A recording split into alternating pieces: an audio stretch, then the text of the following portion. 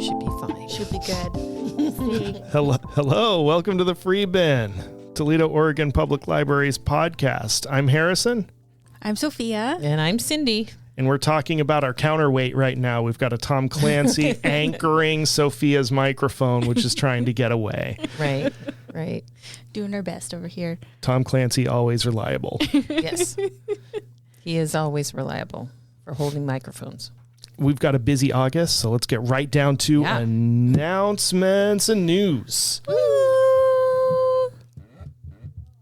Let's try that again. One more time. There we go. There he is. I'm going to get there one day. It's a bowl with a little bit of a wind up. Nice. I should hand you the headphones so you can see what's going. So you can hear. I'm turning the soundboard. I am officially passing the soundboard to Sophia. Oh, no. Oh, no. I like turtle. What's funniest is I can't hear a thing. You will. You will. And it'll be so great. Oh, no. Moving right along. We've got some great events coming up in August. Okay. I'm going to Turn it right side up. Sophia. I'm doing my fast story. Okay, breathe. Okay. We have Art, Oysters, and Brews on August 2nd, so come down to the library tent from 12 to 5 on Main Street in Toledo. Stop by to make a free library button. Yeah, that'll be fun. Breaking out the button makers. And then on same day, August 2nd, from 4 to 5 p.m. in the library, there's cookbook club, so bring a dish made with 5 ingredients or less. Right. Not including spices. So... yeah, and then we'll have a community potluck. We'll judge each other's dishes with kindness and compassion, and we'll eat a bunch of yummy food. That's right. Yeah. And then on August 5th, we have National Night Out from 4 p.m. to 8 p.m. So stop by the library tent to play games. And for bracelet making kits, we work so hard to make these bracelet making kits. So the bracelet making kits are take and makes. Yeah, take and make. So you just take it with you. The instructions and all the stuff is included in that. Yep. And you don't have to make it there. You can just grab and go. Yep. And stop by for free food. I think the police department is cooking burgers and it'll be a lot of fun. So much good stuff. Yeah. So that's what we've got going on. And the Asteroids tournament is currently open today. Okay. So come and set your scores. All right. I got to tell everybody.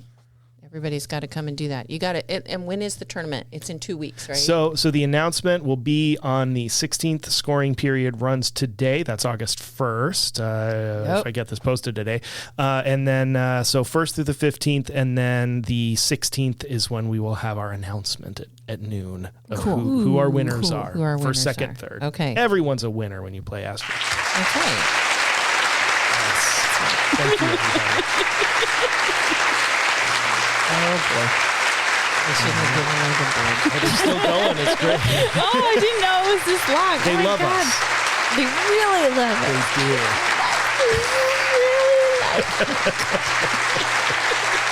do. Oh, there we go. Got Okay. stuck. Sorry. That was a long thing. All right. How are we doing this week? So great. We have a beverage. Now, this is not a new beverage. This has been around a while. It's just new to us, right? New to the pod, yeah. New for the podcast. So it is Mountain Dew Voltage. Oh, man. Now, I didn't realize this. This resides at my house a lot because I have Mountain Dew fans at my house. And so Voltage is like one that they bring in. I thought it was just like raspberry flavored, blue raspberry. But it also has ginseng in it. Really? Yes. So it's charged with raspberry citrus flavor and ginseng. Mm-hmm. Apparently that's why they call it Voltage, right? Because ginseng's supposed to be like a mood lifter or something. Oh, okay. Oh, does it have caffeine? Yeah. I'm guessing, yeah. I was I'm guessing you. I was an adult before I knew that blue raspberries were an actual fruit and not just an arbitrary flavor Really? of raspberry. I didn't know that. I didn't know that. Yeah. The more you know. I know black raspberries, that there's black raspberries. They're really good. My brother-in-law showed me a blue raspberry plant, and I thought he was joking at first. What? But, yeah, got him around, got him in Oregon.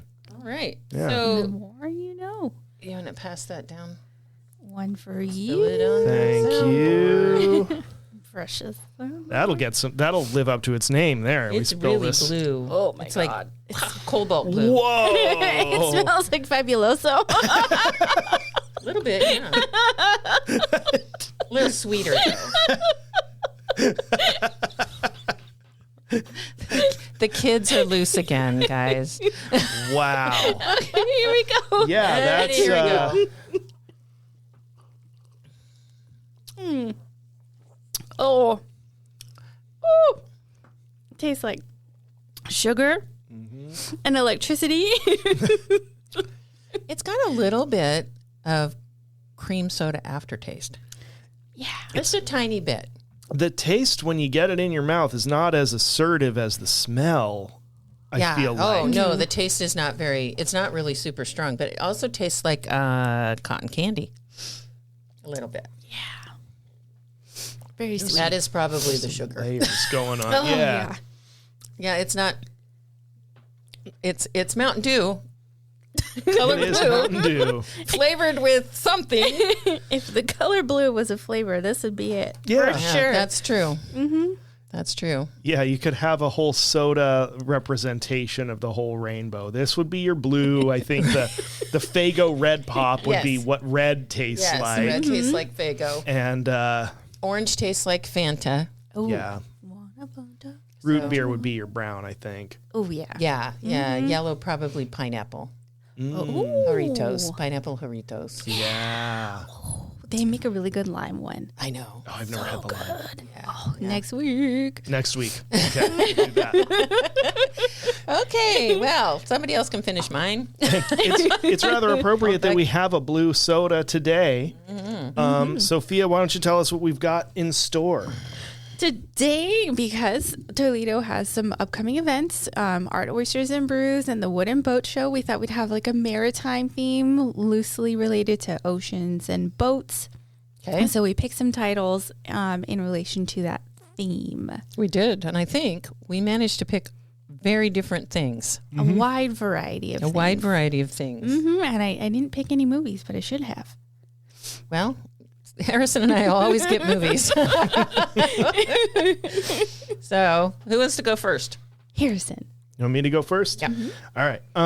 I brought some books. I brought a couple movies, and I also brought some music history Oh, okay. in here in my head. In your brain. Are you going to sing a sea shanty? I don't. Well, I guess I could, but probably not. Technically, I could, but I'll talk about sea shanties for a Okay, bit if we have okay. time for an aside. So I have two movies that I pulled. One being, of course, Pirates of the Caribbean: The Curse of the Black Pearl. A classic. It's a good one. Yeah, I saw this in the theater when it first came out. It's just fun. It's just such a great movie. And, I kind of fell off the rest of them because it gets so convoluted and Yeah. they're still fun, but I kind of like to know what's going on a little bit. And they really had fun with making it so that you had no clue what was happening, Right. who was double crossing Yeah. whom. And that was fun in its own way. But the first one. It is. my It's favorite. so it's really iconic as a pirate movie, and I think that it's the fact that it's based on a really kind of a lame ride. And don't shoot me for that at Disneyland. Oh my God. Sorry, I have been on the Pirates of the Caribbean ride, but the fact that they took that ride and that idea and made that movie is pretty impressive. Yeah. And it's just I've seen all of them. I like them all to a certain degree, but the one that I come back to when I need a movie on in the background because I'm cleaning house or something, it's that one. Yeah. It's just Johnny Depp does an amazing job, and all of the actors in it are top par. Just a really good. I don't like that they retrofitted the ride though after the movie I haven't been after the movie came out. I haven't been on Pirates of the Caribbean, never been to Disneyland, but I've gone a couple times as a child on the one at Disney World. Right. Which I understand is not as long, not as good, or at least it used to be. The original at Disneyland was longer. But apparently they did add Johnny Depp. And they added some recognizable, like they converted some of the animatronics to be the characters from the movies, which I understand, but at the same time, like it's a timeless ride, and you don't want to pin a real actor to it, because then it's going to become dated with every passing year as like the picture of Dorian Gray as Johnny Depp gets older and weirder and more covered in scarves, and he's forever just frozen in time in that ride. It's just you gotta I don't like that, but I understand it at the same time. Well, yeah. And do we want to do both movies, or do we want to do one item each and boom boom boom?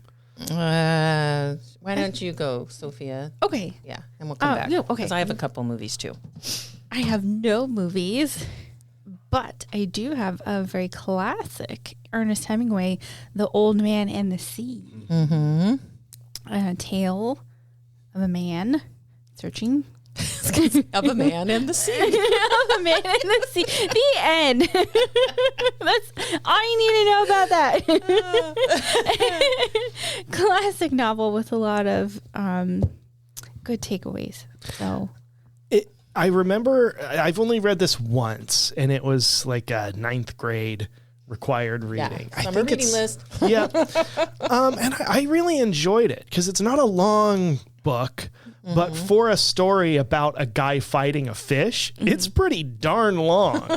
But it holds your attention, and it shouldn't in some way. Like not funny. A lot is going on in terms of the narrative, but the situation he's able to keep evolving and keep it compelling. And that's credit to Hemingway. Yeah. You know, that's why he's one of the greats. Yeah. I think there's some tenderness at the end also. So very good. Okay, so mine are not classics. And actually I brought I said I think you're first. Well, this actually is not the movie. No. Because we don't have the movie. Or at least I could not find the movie. Really? But this is probably, and I bet everybody can guess, this is probably one of the most famous shipwrecks ever.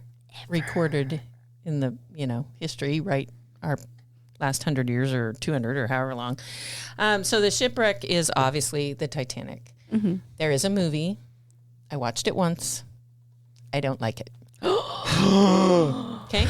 There you go. Don't take it. Once again. Don't come at me. I don't care. You can like your movie. I don't like it. Oh my God. We're going to wear out that pad on the sample. How dare. Yeah, okay. This is actually a documentary. It's in our nonfiction section, and it is a documentary about it was done apparently the 100-year anniversary of the maiden voyage of the Titanic, the maiden and only voyage of the Titanic. And I think it's interesting. They have pictures. It's just a documentary. So check that out if you are interested. And if you like the Titanic movie, that's fine. I just don't. Here we are. I silenced you.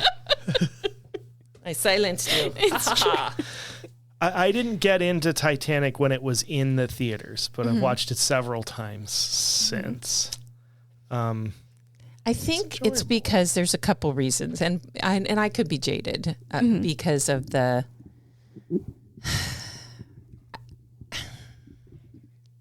I think I don't like to watch movies where everyone dies. Oh. Okay. So, I know it's like That's watching fair. something that you know how it ends. Oh, yeah. And so I think that's part of it. It got a lot of hype. Mm-hmm. And sometimes that gets like, okay, whatever, it's gonna. But the funniest thing is, I look at there's all the memes on the internet about that she's floating on this door and she could have pulled him to safety on the door and she didn't. So is that like, that's part of it is like this, you could have saved him. You could have both floated on the stupid board. I don't know. I don't think she could have. I think it would have pushed it down too much. I think they would have both. Well, anyway, it's just kind of that. I'm not a bit, I don't mind thrillers or movies, that I don't mind those. But to me, this one, it just didn't float my boat. See what I did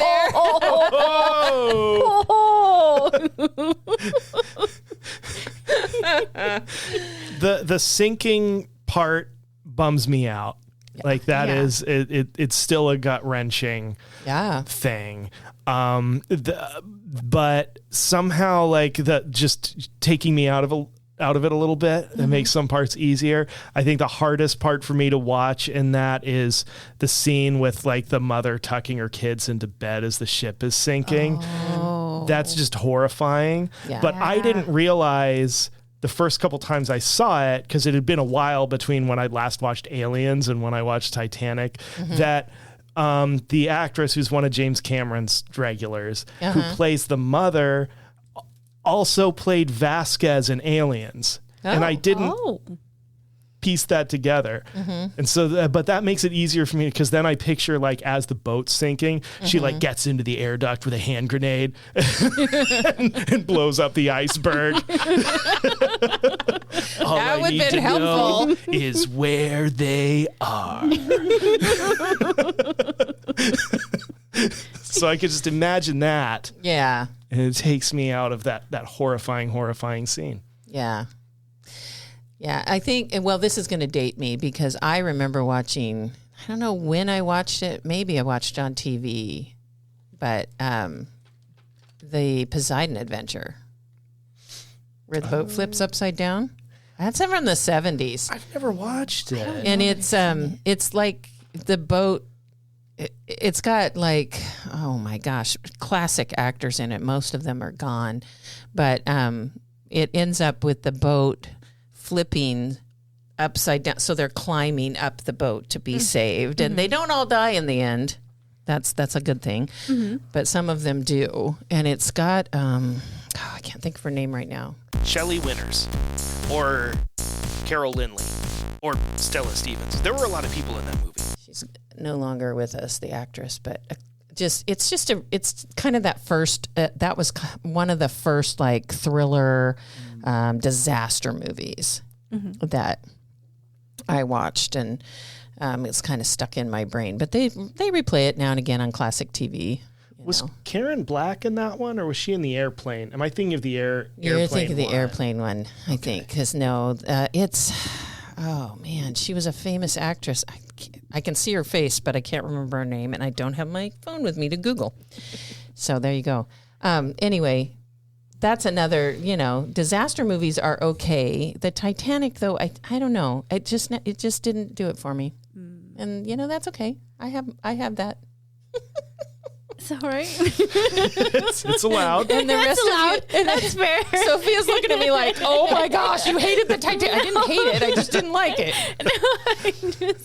You learn something new every day. That's right. Well, I didn't know you didn't like Jurassic World. So I didn't. There you go. Awful. So go after Sophia. That's Sophia at the public library. That's right. I thought it was awful, and you can come at me. I'm just glad somebody else is going after the sacred cows this episode, and it's not just me. 10 toes down. It was awful. Well, you're allowed your opinion. We agree to have a conversation and disagree. That's right. That's how we do it. What do you got, Harrison? What's next? Let's see what I've got next on my stack. I've got another movie. I've got The African Queen. Oh, it's Humphrey Bogart, Katharine Hepburn on a boat in the Congo. That's it. That's all you need. That's all you need. That's all you need. It's a good one. Yeah, I haven't watched this Yeah, I haven't watched it in years. Yeah, me either. Yeah, the African Queen tells I'm reading off the blurb off the back. African Queen tells the timeless tale of two mismatched strangers joining forces in a common cause and finding love along the way. Meticulously restored from the original film elements, yada yada. This is just specific to this DVD release. Directed by John Huston, filmed on location in the Belgian Congo. That's interesting, isn't it? Very. Yes. A lot to be said there. A lot of history there. We won't jump off into right on this episode. That's a whole I'd like to do a little podcast research before I do series. that. Difficult stuff there. Yeah, we would just have them, on the jungle ride at Disney World. Right. Film it on that, Yeah, I haven't seen Disney's Jungle Cruise movie with have. The Rock. It's good. Oh, I liked it. Yeah. Pretty good. It's just exactly what you expect from The Rock. From The Rock. Yeah. Right? Yep. It's very, it's like good, right? And then it's like The Rock and his elements, just above and beyond, very extra. But it's like, that's what you expect. Yeah, absolutely. So it was good in that way. Yeah. Yep. Yeah, in general, I'll say I do The Rock. I do smell what The Rock is cooking. The Rock. And thank you. It's nice. Oh, brother. Okay, go ahead, Sophia. Moving on. Moving on. The next title I picked was The Boys in the Boat, which is a nonfiction title about a team of rowers from the University of Washington in the 1936 Olympics who won and beat out Germany. They won gold. And so kind of, a heroic story in the face of bad times, bad people. So, did they not make a movie about the boys in the boat? I don't know. That's a great question. I think they did. I'll Google that right now. I might be thinking of different boys in a different boat. That could be true. See.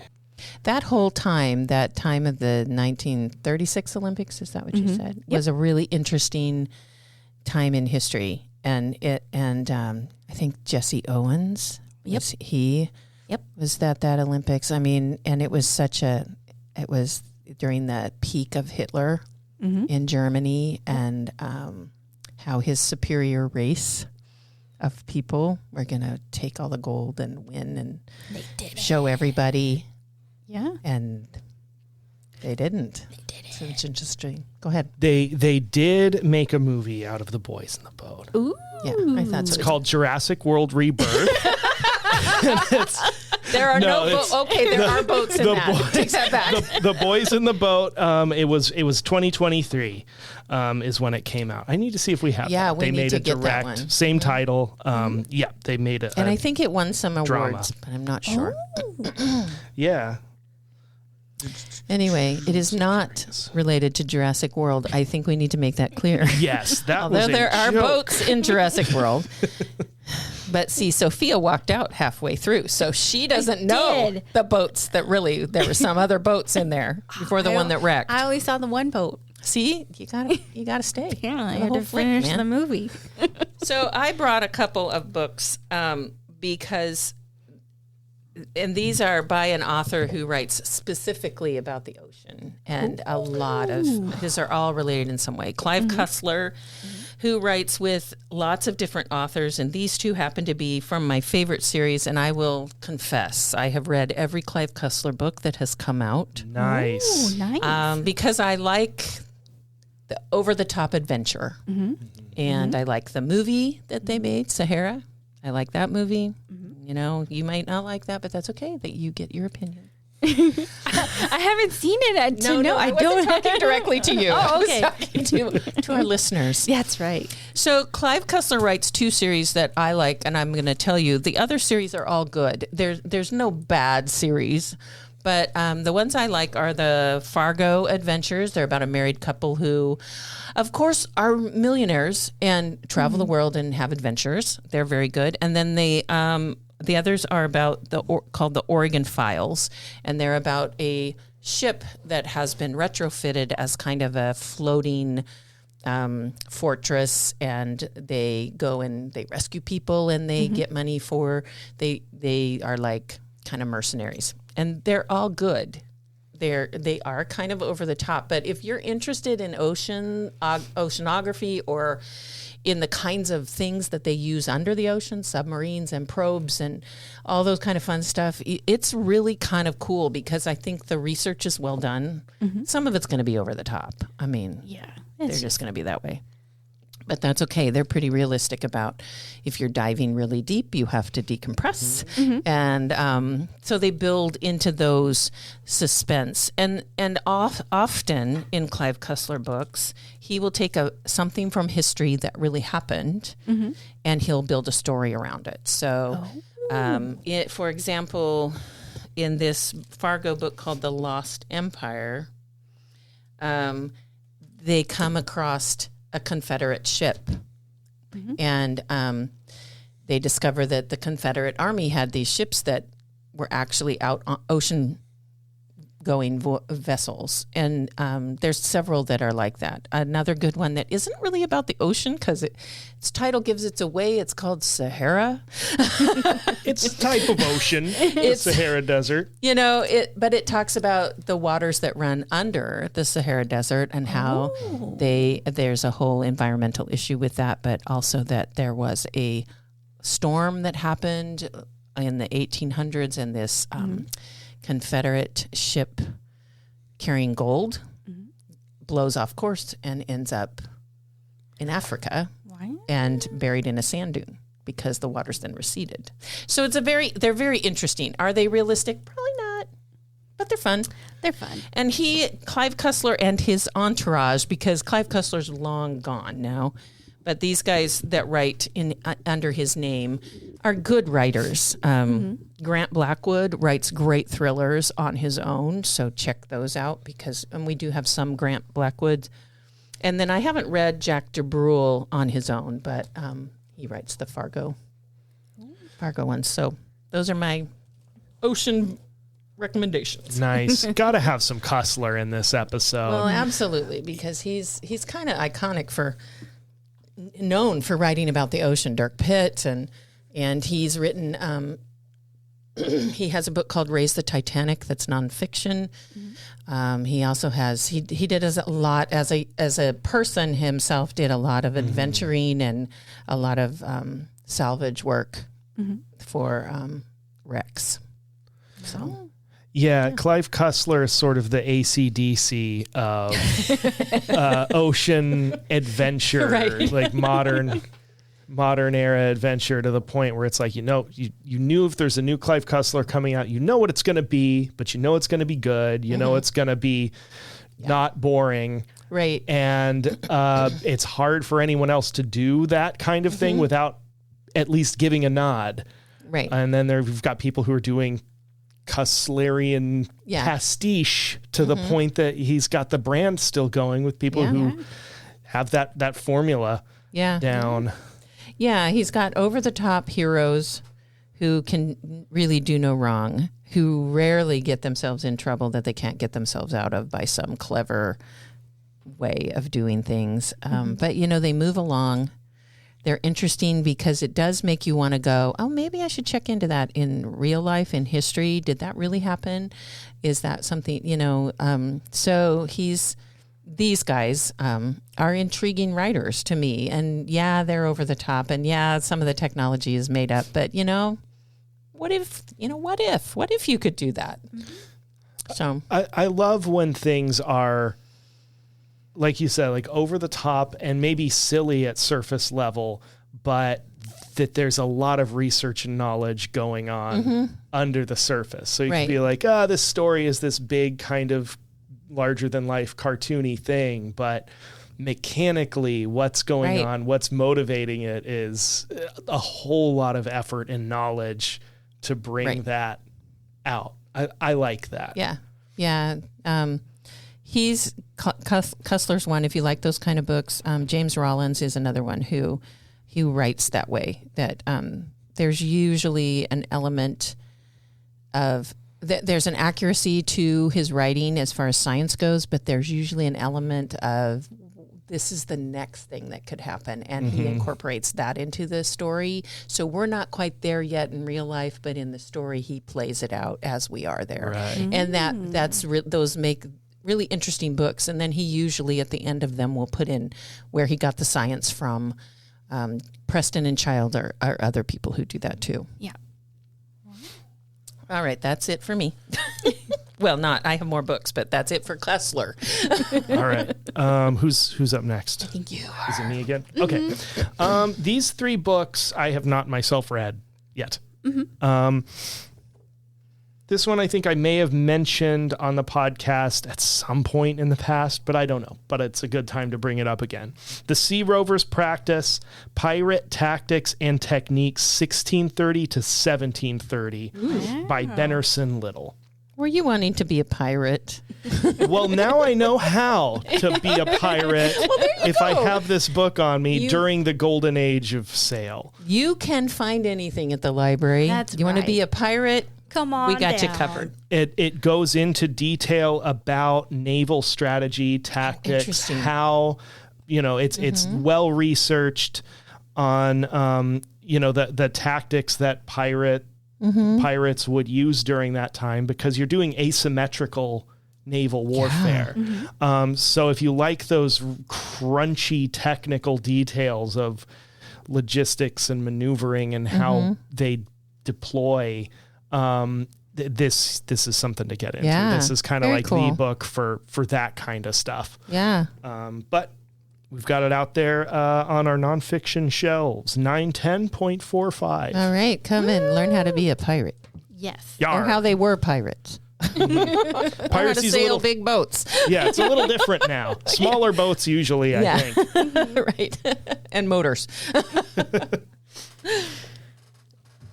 My final book is called The Brilliant Abyss by Helen Scales, and it's about creatures of the deep. Ooh, pretty illustrations there. in the front. And so it's got a map of where these creatures can be found in the ocean and what trenches they're in, or different funky. canyons, seamounts, ridges, all kinds of exciting science things.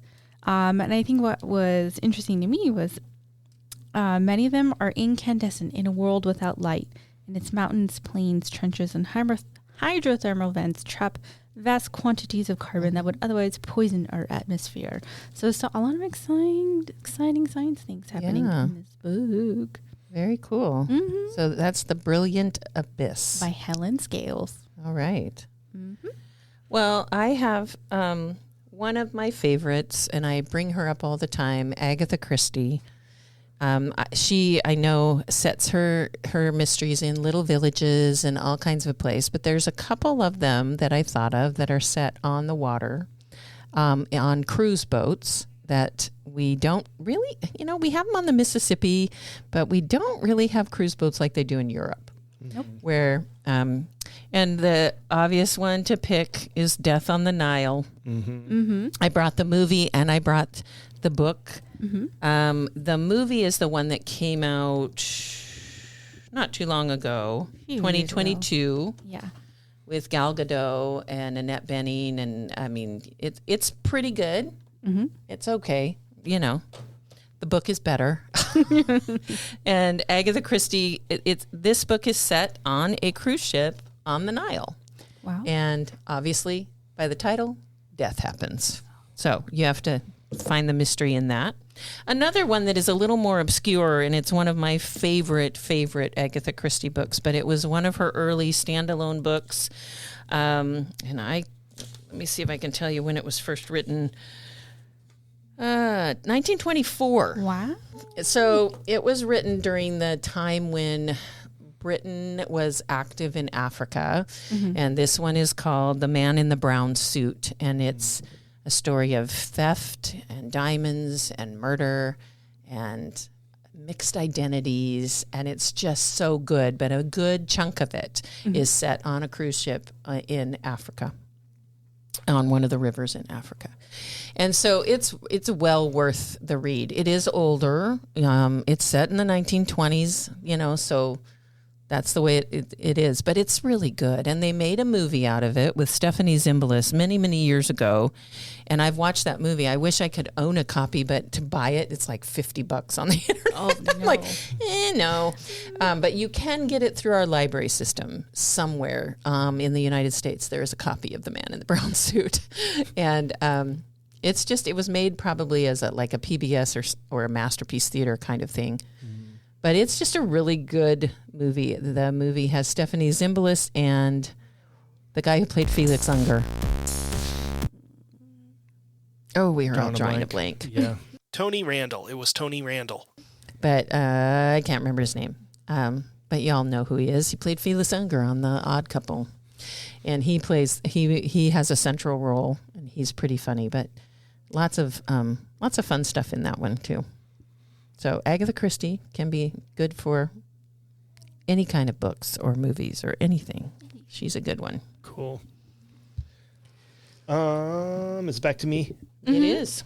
I got this nice, thick nonfiction work, Lincoln Paine, The Sea and Civilization, A Maritime History of the World. Wow. I'm going to thump it for the microphone. It's a biggie. Yeah, it is 2 hefty. inches thick. So yeah, if you want to just to run through the whole history of boats and the sea, as long as humans have been paddling around in it, this should touch on it. Yeah. It's got a blurb on the cover from the Wall Street Journal. Superbly realized, elegantly written, and encyclopedic in scope. A forceful reminder that the urge to go down to the sea in ships has shaped civilizations and cultures in every period and in every part of the globe. This came out in, I want to say 2018. Is that right? Colophon check. Oh, no, 2013 is the copyright on this. We got this in 2018. 2013. So it's been out for a while, but I don't think a whole lot's changed in the history. I don't know. Interesting. So there you go. And now from the sublime to the ridiculous, I have these books.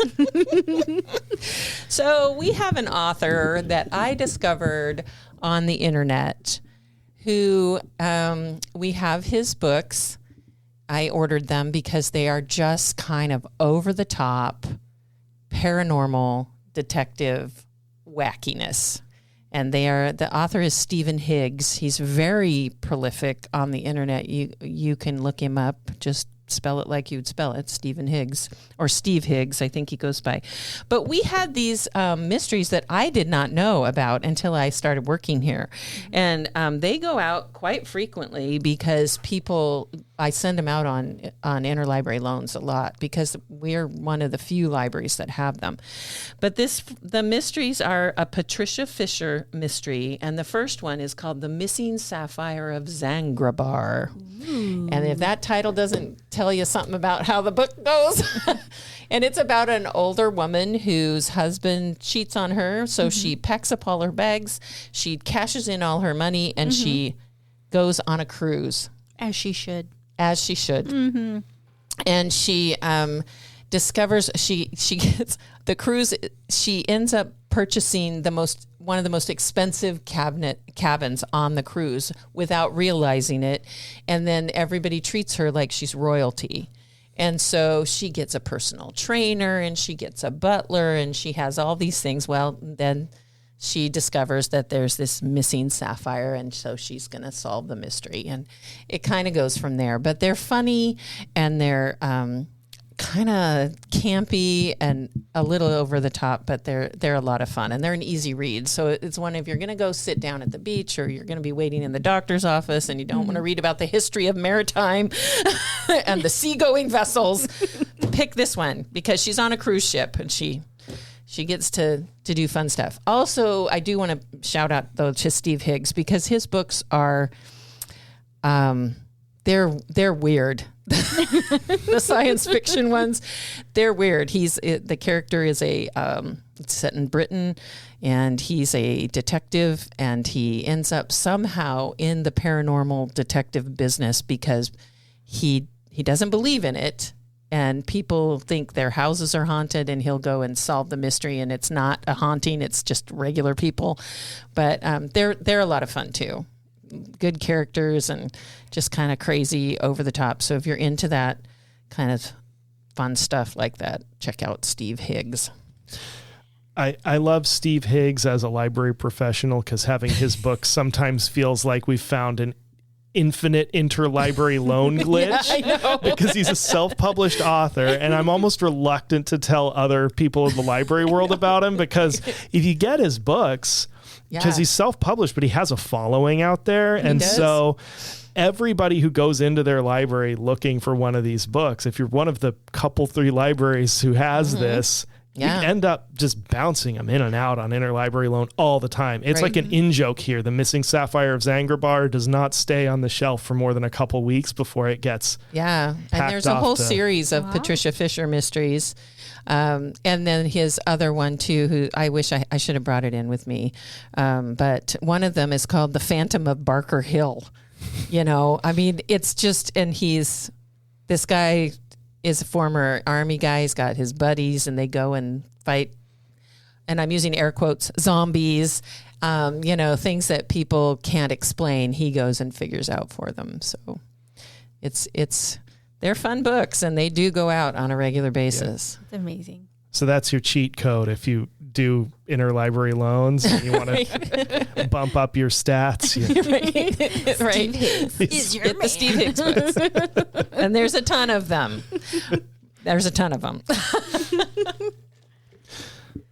So that's it for me. That's my stack. You got one more? Or nope, you got I'm done. Okay, you did yours. I've got one more, and then a digression. I just pulled Kon-Tiki by Thor Heyerdahl, which I discovered we have a 1950 edition of with this lovely embossed cover. It's got some it's be gentle with it if you take this out.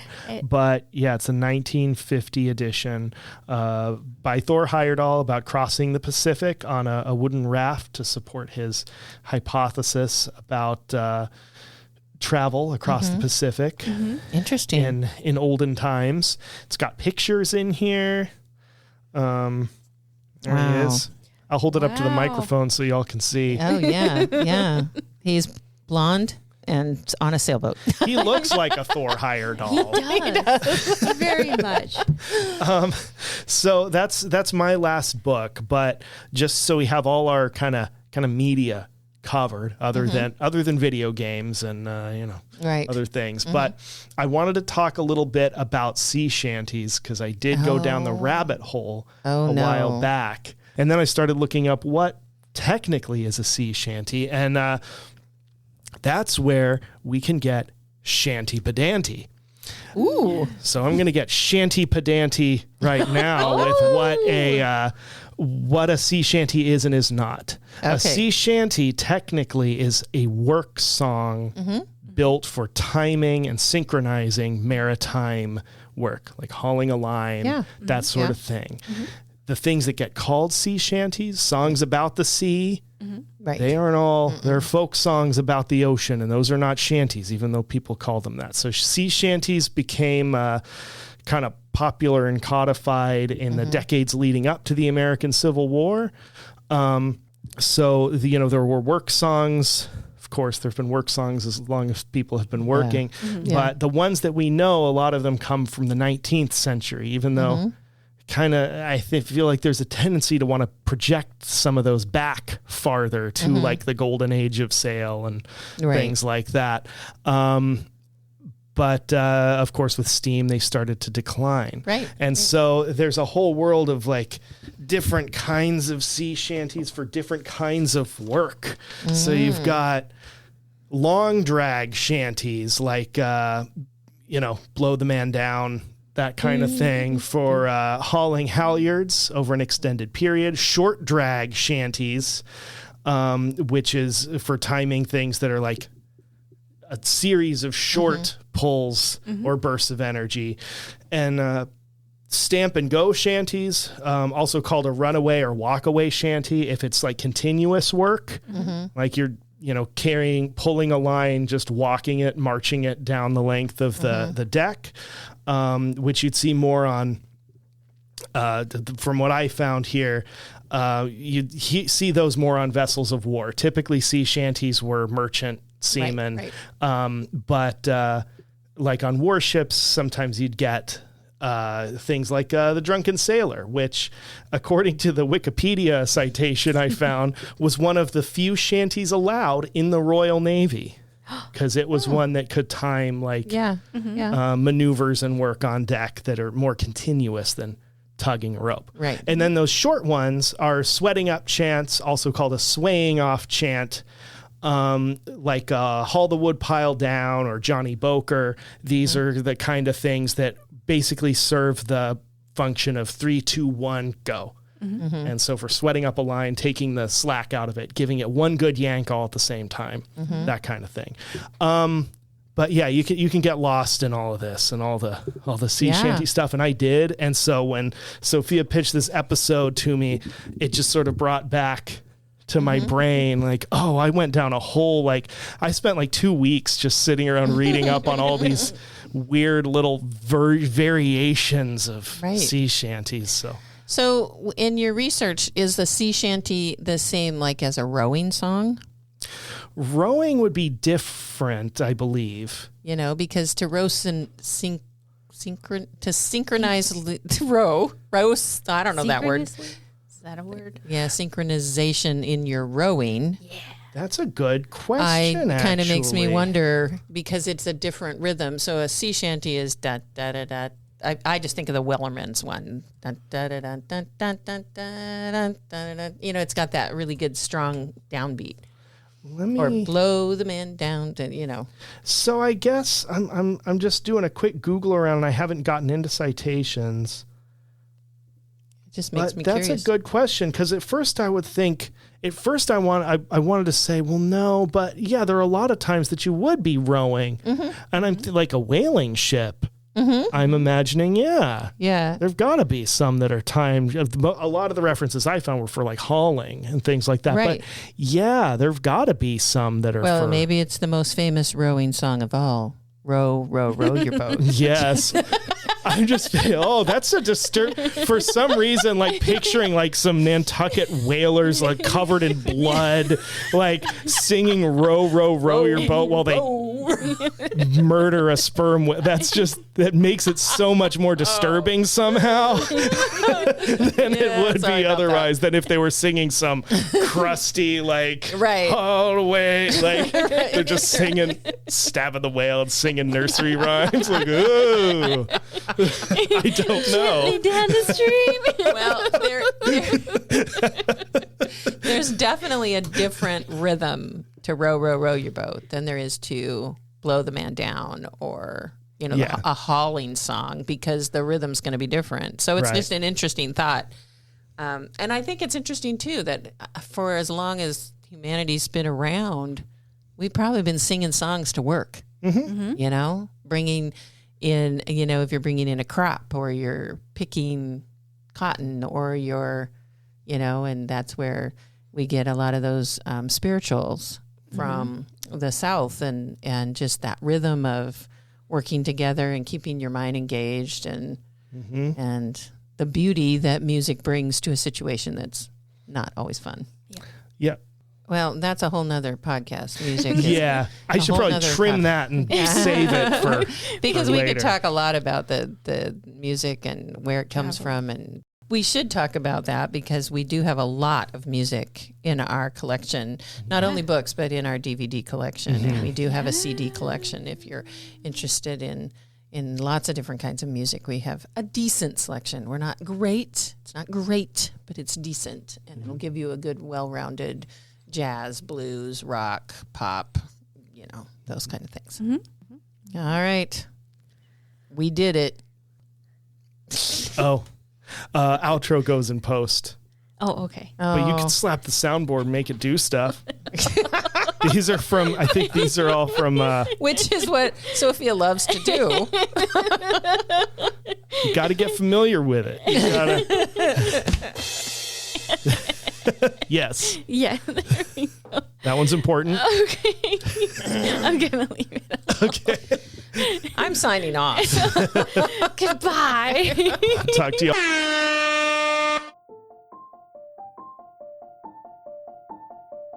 The Free Bin is a production of the Toledo Public Library, which is part of the Lincoln County Library District in beautiful Lincoln County, Oregon. Writing by Cindy Bilek, Sophia Kon, and Harrison Baker. Original music by Harrison Baker. Editing by Harrison Baker and Sophia Kon. The views and opinions expressed on this podcast are those of the speakers and do not necessarily reflect those of any organization they represent.